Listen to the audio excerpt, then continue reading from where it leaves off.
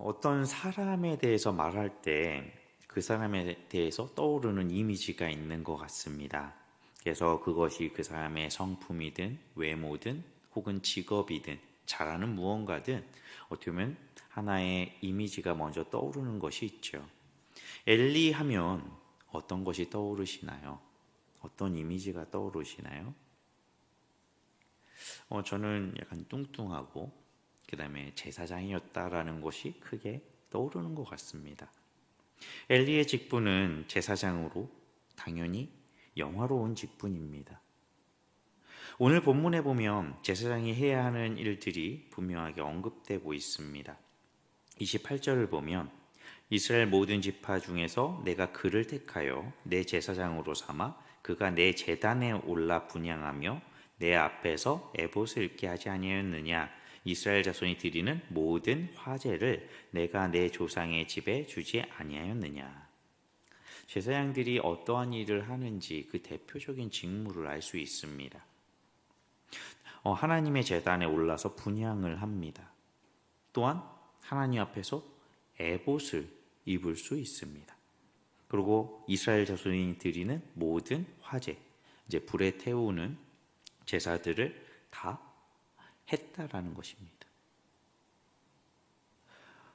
하나님께 드리는 이 제사, 이 제의에 있어서 제사장의 역할이 매우 중요하다는 사실을 알 수 있습니다. 그리고 하나님께서 제사장들에게 허락하신 게 있습니다. 무엇이냐면 하나님께 바쳐진 제물의 고기 중에 특정 부위, 그 일부를 제사장의 몫으로 하나님께서 직접 주셨다라는 것입니다. 백성이 주는 게 아니죠. 하나님께서 따로 챙겨주셨다라는 겁니다. 이렇게 하나님이 직접 챙겨주셨다라는 것, 엄청난 거죠. 물론 우리에게 주시는 것이 다 하나님께로부터 오는 것이고 하나님이 주시는 거지만 어떻게 보면 제사장이라는 직분이 하나님께서 굉장히 특별하게 만들어 주셨다라는 것도 우리는 생각해 볼 수 있는 것입니다. 그런데 제사장들이 가장 좋은 것, 다르게 말한다면 모든 이제 이 제물들 중에 고기 부위들 중에 가장 우수하고 좋은 부위, 이것을 직역하면 이렇게 됩니다. 모든 자원하는 제물의 첫째, 즉 불에 태워야 했던 그 부위들 중에 가장 좋은 것, 가장 기름지고 가장 맛있는 것, 그 중에서도 하나님께 돌려줘야 하는 그것을 어떻게 보면 취하고 그것을 먹어서 스스로 살찌웠다라고 하나님께서 말씀하고 계신 것이죠. 이것에 대해서 하나님께서는 29절에 멸시한다라고 이야기합니다. 나를 밟았다라고 이야기한다라는 것이죠. 그리고 나를 멸시하고 밟으며 내 것을 취해서 너희가 스스로 살찌었다라는 것, 내 것을 빼앗아 갔다라는 것이 됩니다. 그리고 여기서 이 대명사가 단수가 아니라 복수로서 어떻게 보면 이 제사장들이 모두 많이 그랬다라는 걸 생각해 볼 수도 있고, 또한 엘리 또한 여기에 포함되었을 수 있다라는 것을 우리는 생각해 볼 수 있는 것이죠. 엘리가 어떻게 보면 나이가 많은 제사장들 중에 그 연배가 많은 자이고 책임자이기 때문에 이 성소에서 생기는 모든 일에 책임을 져야 한다라는 것으로 볼 수도 있겠지만, 어떻게 보면 이들의 모든 잘못과 죄가 이 엘리도 거기에 가담했을 수 있다라는 것입니다. 왜냐하면 이후에 나오는 4장 18절에 보면, 제가 엘리의 이미지하면 뚱뚱하다라는 말씀을 처음에 드렸죠. 비대기 때문입니다. 살이 쪘습니다. 그래서 무거웠습니다. 그래서 엘리는 항상 의자에 앉아 있는 것처럼 성경에서 묘사를 합니다. 그렇기 때문에 엘리도 이 죄에서 자유로울 수가 없는 것이죠. 그 아들들이 단순하게 비행이나 방종을 그냥 했을까요? 할만하니까 하지 않았을까요? 만약 엘리가 엄하고 깐깐했다면, 고닫다면, 쉽게 성소에서 그런 행동들을 자연스럽게 할 수 있었을까요? 그리고 그들의 행동은 단회적이지가 않기 때문입니다.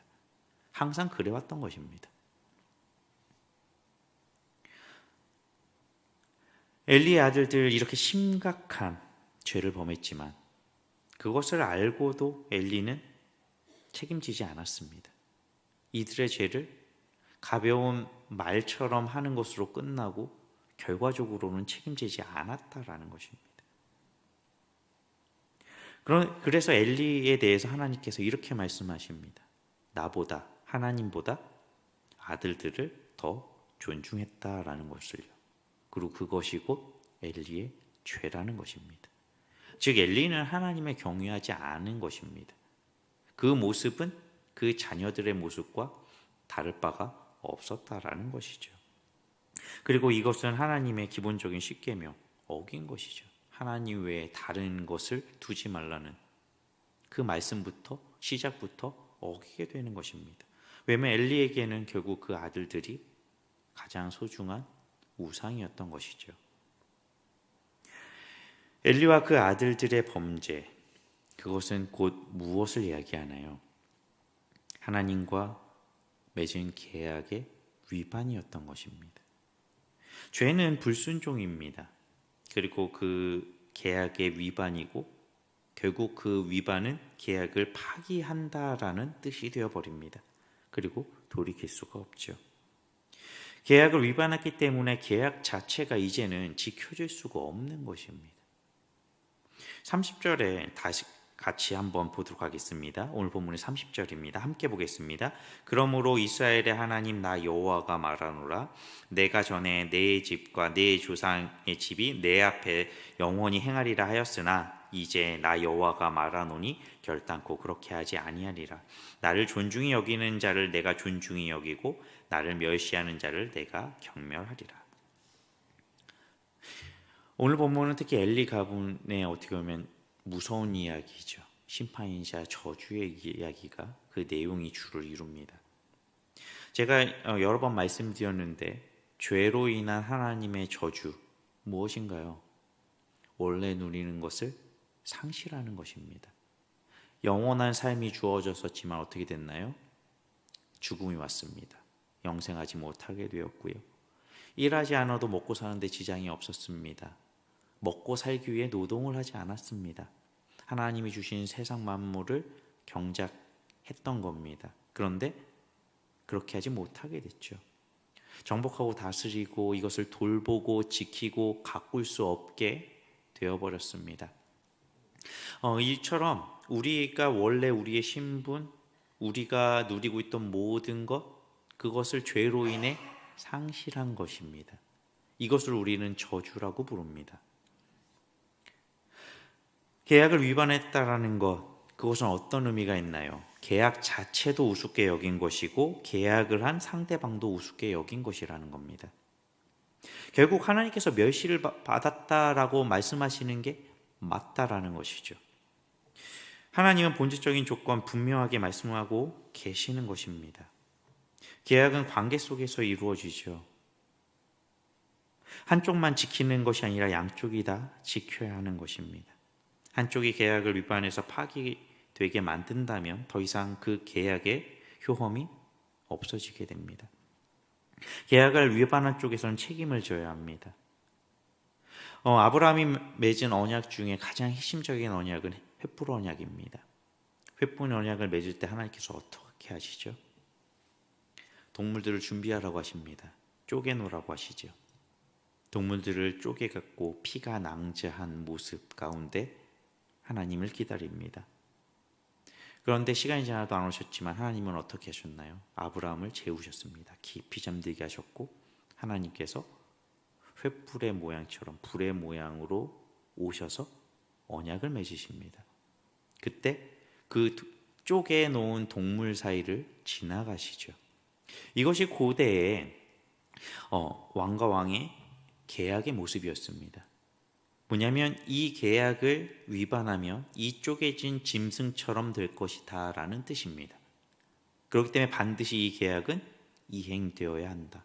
어긴 쪽은 죽는다라고 말하고 있는 것이죠. 그리고 하나님께서 아브라함을 깊이 잠드시고 홀로 지나가십니다. 왜일까요? 아브라함은 지킬 수 없으니까요. 그래서 온전하게 지키실 수 있는 하나님 혼자서 하나님 스스로에게를 보증으로 해서 언약을 맺으신 겁니다. 하나님께서 반드시 이루신다라는 거죠. 그리고 이루실 능력이 있으신 분이시죠.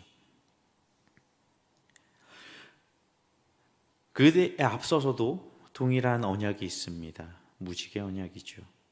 무지개는 활을 닮았습니다. 하늘을 향해 쏘아지는 활의 모습, 물로 심판하며 그 함께 따른 그 약속을 내가 반드시 지키겠다라는 의미였습니다.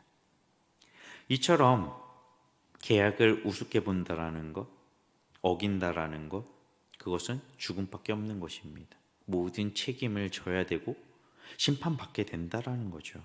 근데 더 중요한 것은 그것이 위배되는 게 결국 상대방을 멸시하는 결과를 발생시킨다라는 것입니다. 그래서 하나님께서 이렇게 말씀하시는 이유가 바로 여기에 있는 것이죠. 나를 존중하는 자를 내가 존중히 여기겠다. 나를 멸시하는 자를 내가 경멸하겠다라고 말씀하시는 이유가 여기에 있다라는 것입니다. 이어서 엘리 집안에 이제 내줄 저주가 선언이 됩니다. 31절부터 33절까지 제가 봉독해 드리겠습니다. 보라, 내가 내 팔과 내 조상의 집 팔을 끊어 내 집에 노인이 하나도 없게 하는 날이 이를지라.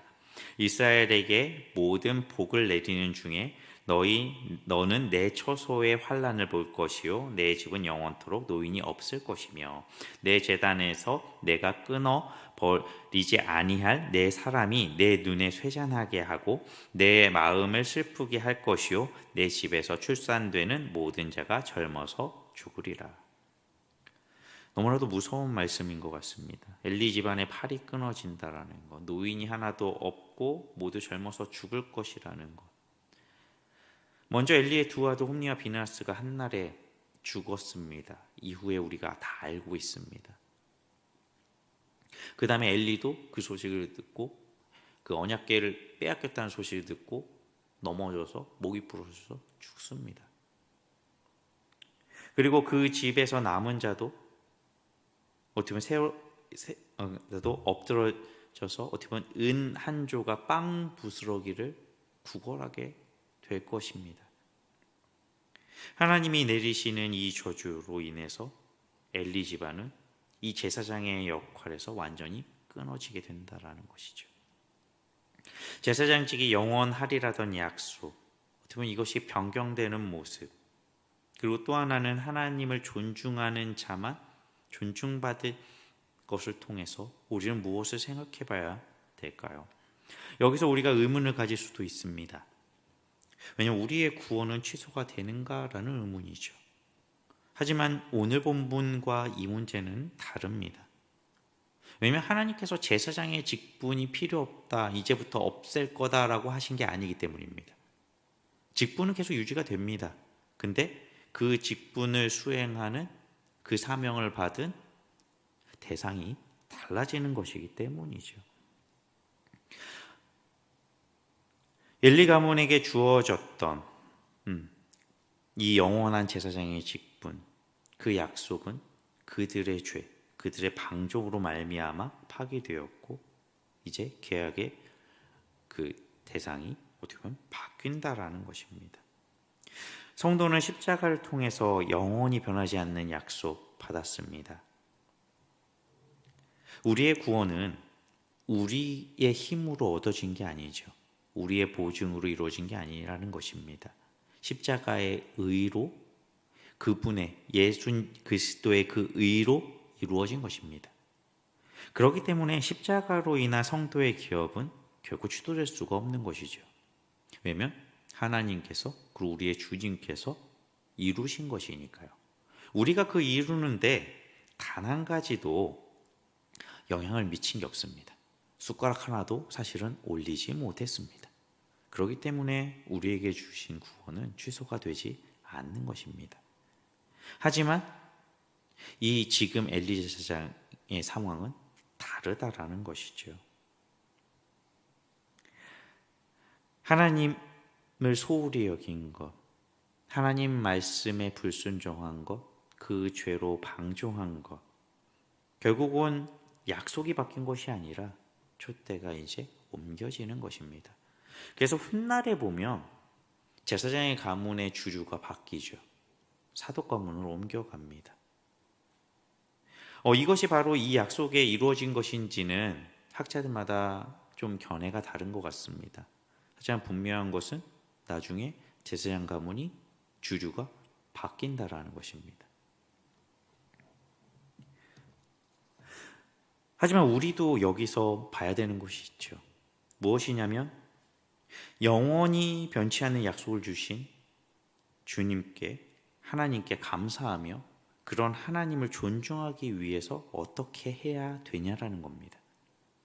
그것은 우리가 늘 죄와 싸워야 한다라는 것이죠. 문제의 핵심은 결국은 죄가 아닌가 생각이 됩니다. 죄는 불순종으로 하나님을 업신여기는 것이고 하나님의 뜻에 반하는 것입니다.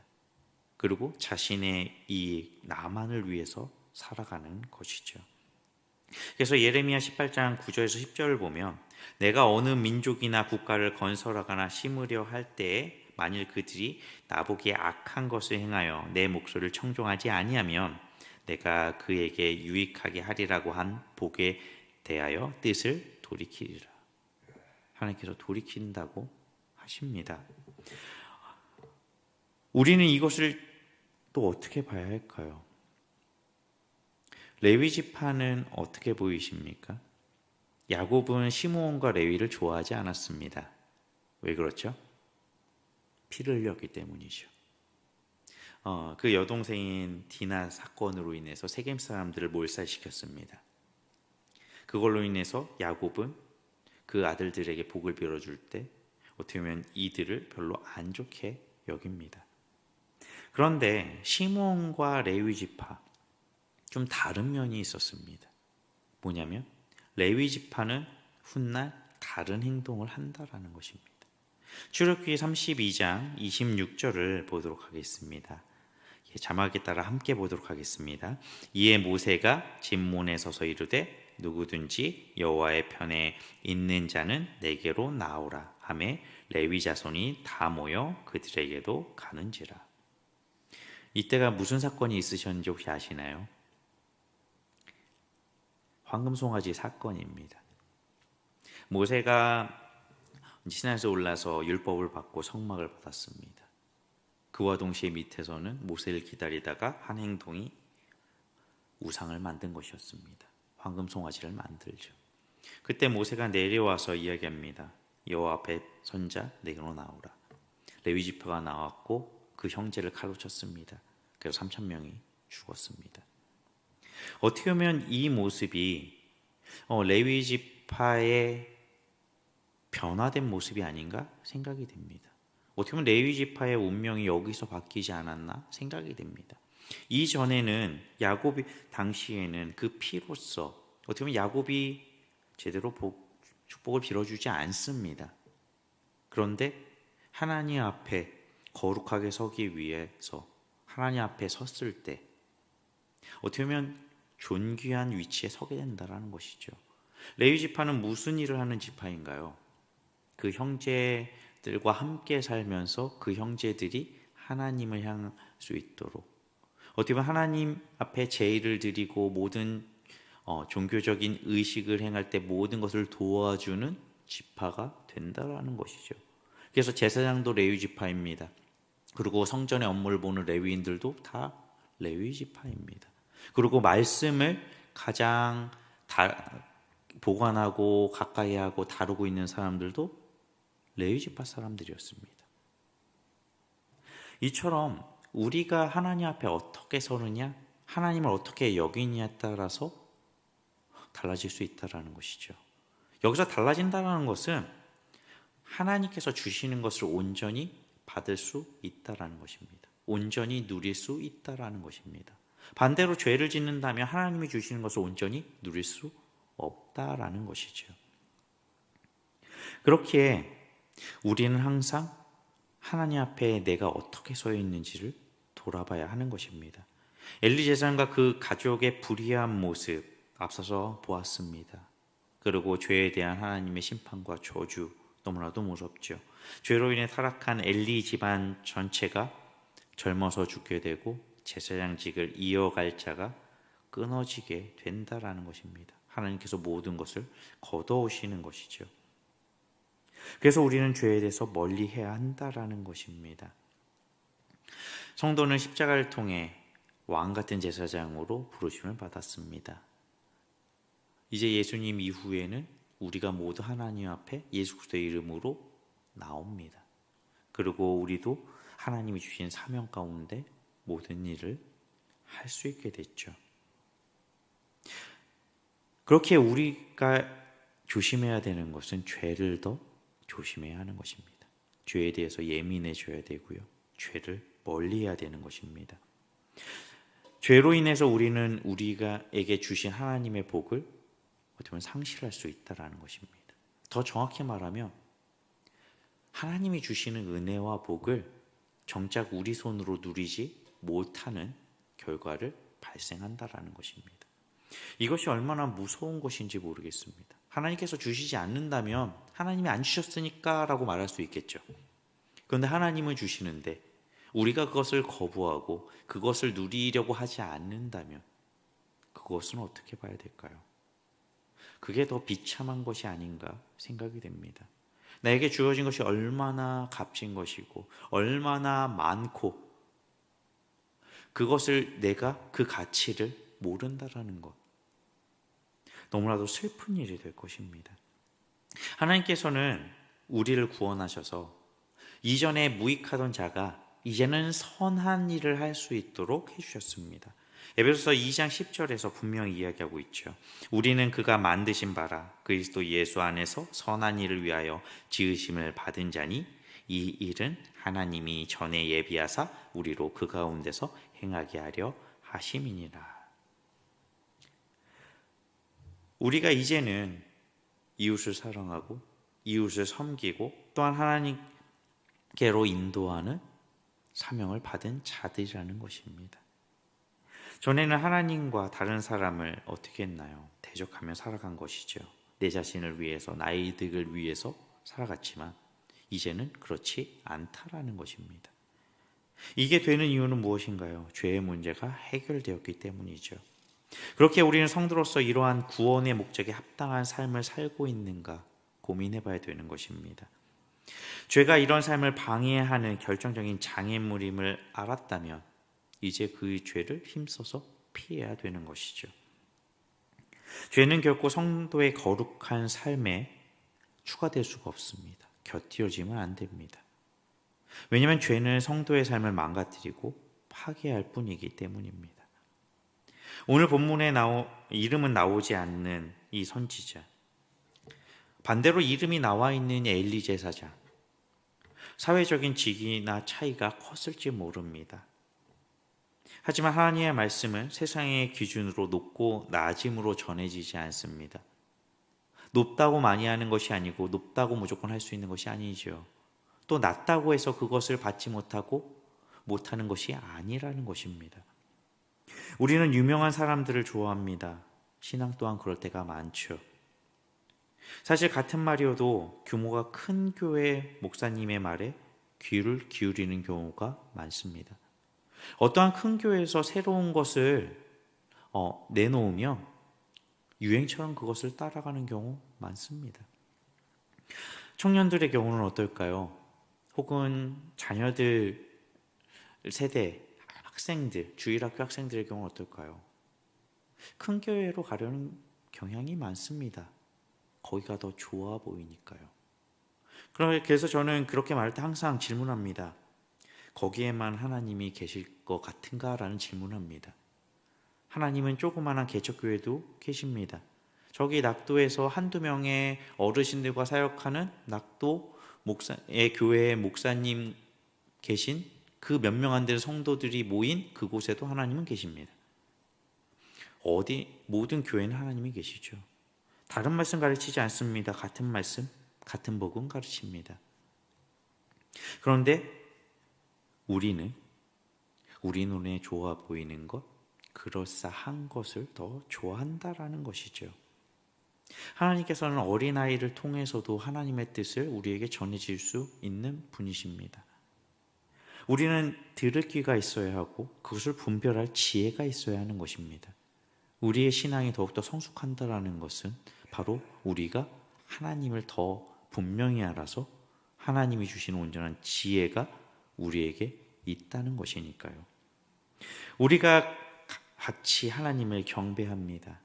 같은 주님을 믿고 같은 성령님과 함께합니다. 심지어 말씀 또한 같죠.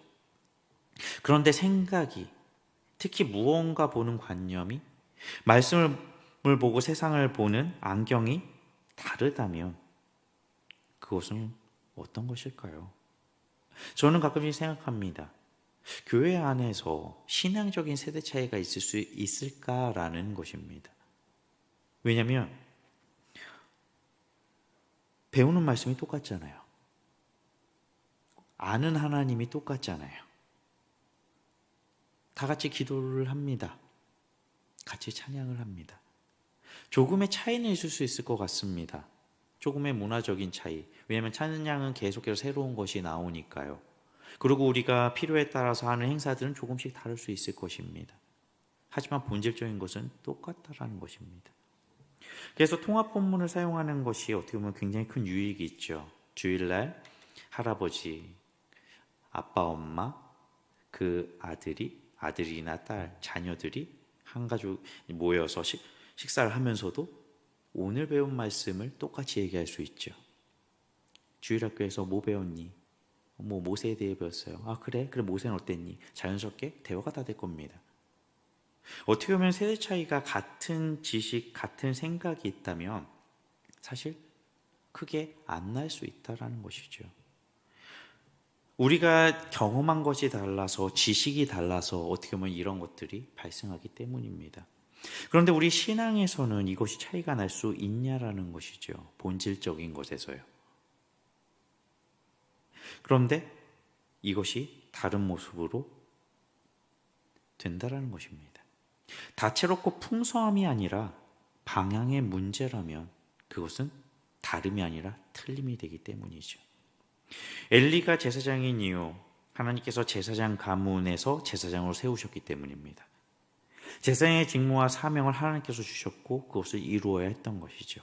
그런데 제사장의 직분을 자신을 위해서 사용했다라는 것입니다.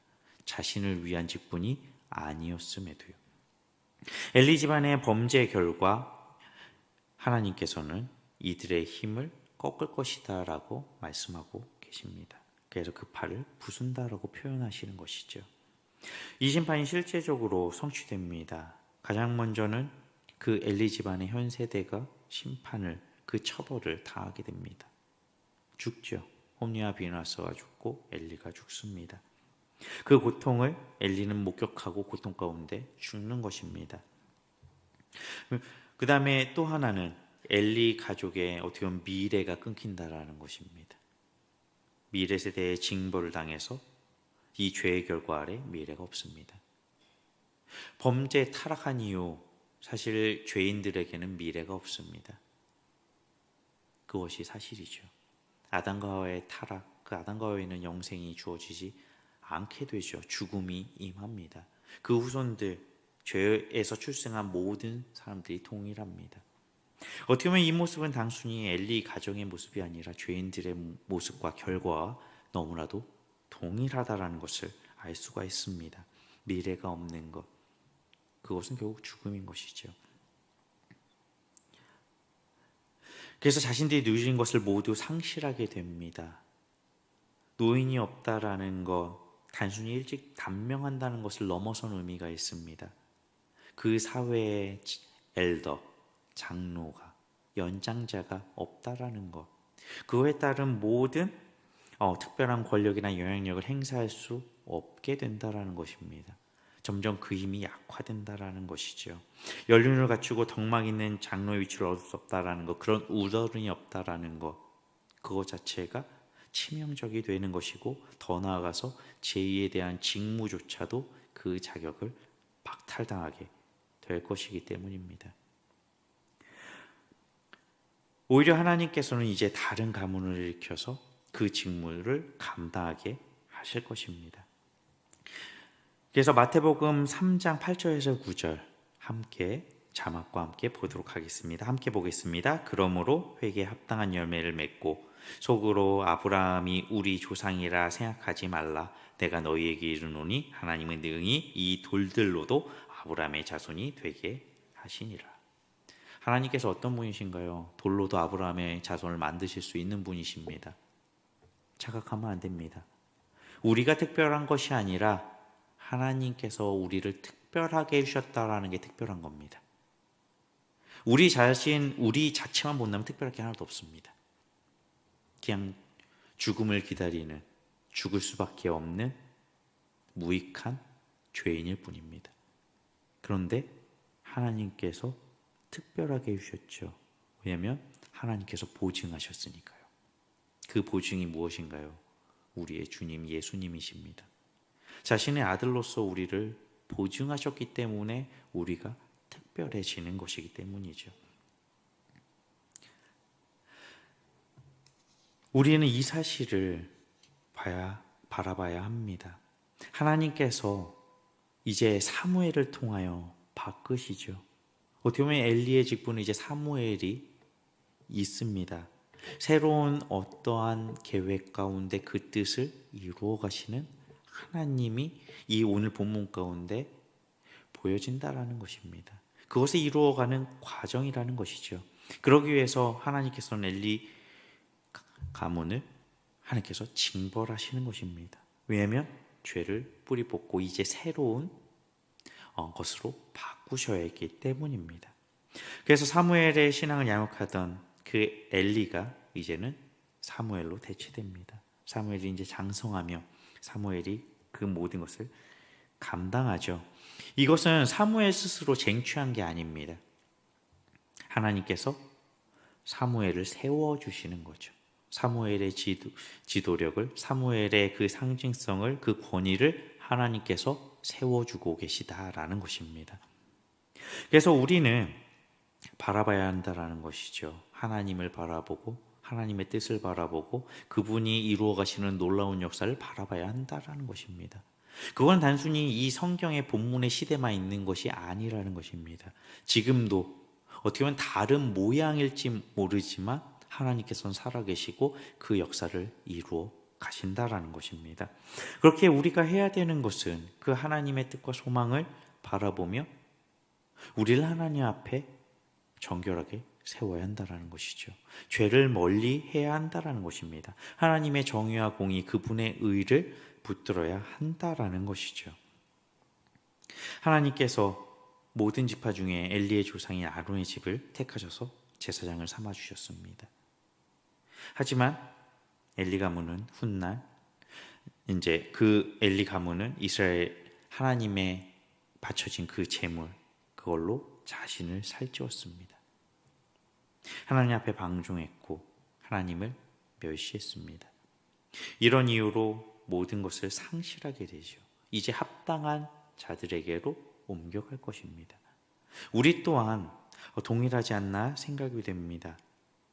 우리가 감당하지 못한다면 하나님께서는 그 뜻에 따라 그 계획을 이루시기에 옮기신다는 거죠. 우리가 먼저 받았기 때문에 우리가 먼저 알았습니다. 그렇기 때문에 우리는 온전하게 그것을 누려야 하는 것입니다. 하나님의 심판은 화가 나서 모든 것을 파괴하는 심판이 아닙니다. 화가 났기에 뒤집어 엎는 것이 아니라는 것입니다. 하나님의 심판은 하나님의 뜻을 이루어가는 방법입니다. 하나님께서 우리에게 주신 사명도 동일합니다. 그렇기에 우리에게 주어졌다면, 우리가 할 수 있다면 그때 해야 되는 것입니다. 때가 되면 하고 싶어도 못하는 때가 온다라는 것을 너무나도 잘 아실 거라 믿습니다. 그리고 우리가 하는 모든 것들, 우리의 후배들, 우리의 자손들도 계속해서 본받아야 합니다. 근데 이것을 하나님께서 해주신다라는 것이죠. 우리가 하나님 앞에 정결하게 서고 바로 서고 그 하나님의 진리를, 그 말씀을 붙들고 그 말씀에 순종할 때 하나님께서 이것을 이루어가게 하실 것입니다. 하지만 이것을 버린다면 하나님께서 끊으실 겁니다. 그것이 더 무서운 것이죠. 하나님께서 이어주실 때 이어질 수 있습니다.